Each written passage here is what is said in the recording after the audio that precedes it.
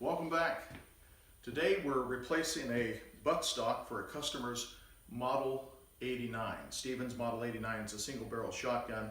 It's actually going to be a gift for her husband. She brought it in. The original stock was split every which way but loose. I mean, it's split in the back, it's split in the back up here, in the back of the tang area up on top. This was fit back in. Somebody actually took some material and epoxied a couple of pieces of wood because the stock had split here and it's split all along here. So when it gets that bad, it's also split right there. The butt plate wasn't on it. She did not want to go with the original, thought it would be a lot more comfortable for her husband if we put in a Packmeyer accelerator pad. This is a 752B. They're pretty common. Very nice. They fit real well. They come in small, medium, or large. And we've used a lot of these on customers' guns. The stock came from Stocks Incorporated. They have several stocks for older shotguns and rifles. Not every model, of course. This is actually a stock for a 107, a Model 107 Stevens, but this is an 89. And you can tell because the firing pin, retaining pin, goes horizontally through the receiver rather than being screwed in from the top. It uses a number 2 firing pin. So we're going to replace the firing pin for her, and then we're going to go ahead and bed the stock back here in the back of the tang area where the receiver matches in here, or the tang fits in here, and then also on the front part here where this matches the receiver in the front. Part of the problem is when these stocks get looser and they're not bed correctly, then they begin to split and crack.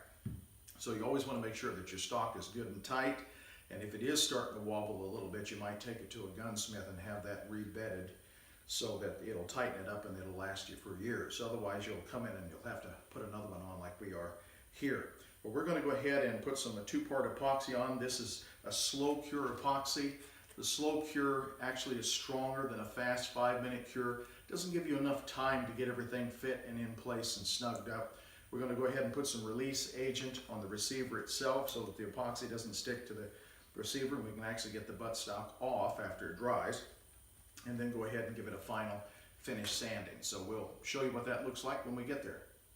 Well, we have another step completed in placing the stock on this Model 89 Stevens. Yesterday we bedded the stock in this area around the receiver and also in the back of the tang, back in here where it fits against the back part of the tang cut in the stock. And so we're going to go ahead and take that off and see how we did.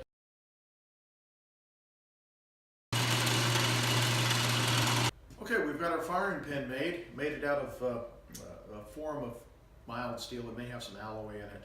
I'm not really sure what grade it is, but we're going to find out how it hardens. So we're going to get ready to harden this, and we'll start with oil, and then go to water, and then case harden it if either one of those work. And so you check it with a file to find out if it did in fact get hard after you warm it up to critical temperature. Compound that we're going to put on it actually makes a hard case on the outside of it.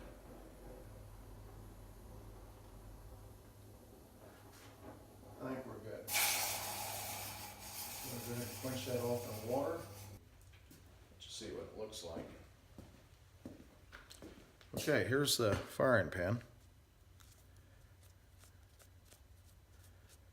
with case hardening on it.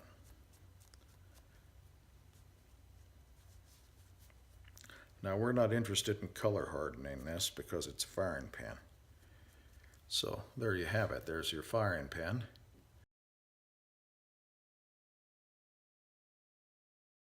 Now looking at the tru-oil, I haven't used this product before. I typically use this Hunter Satin Gunstock finish. They call it custom oil. This is a spray-on. It dries in 45 minutes and can be reapplied in 6 hours. So total cure time I think is 24 hours for it to dry completely.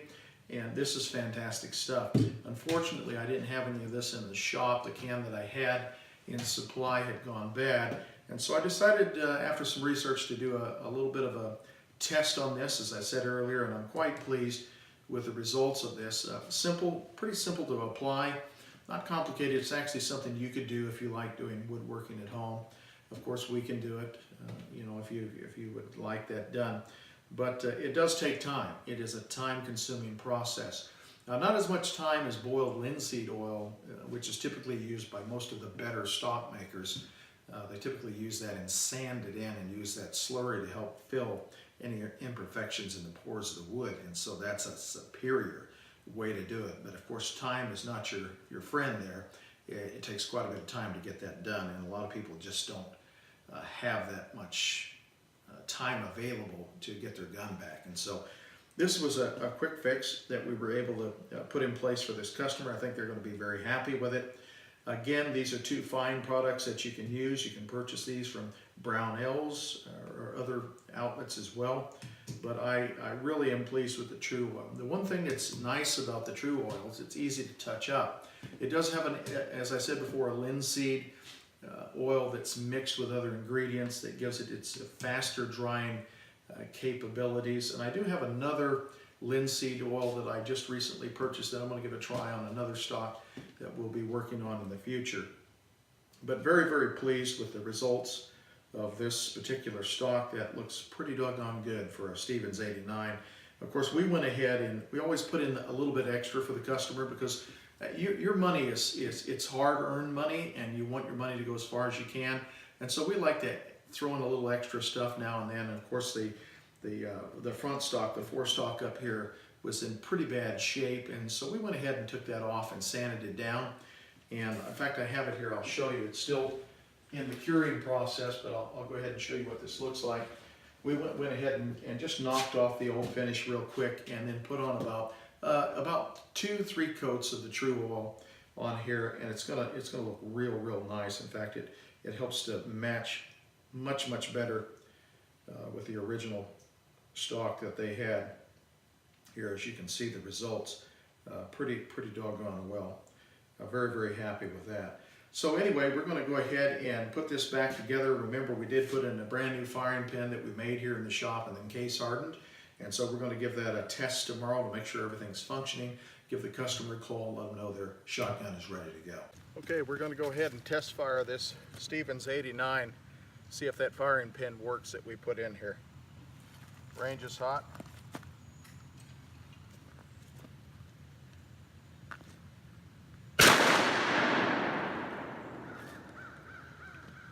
I think it works.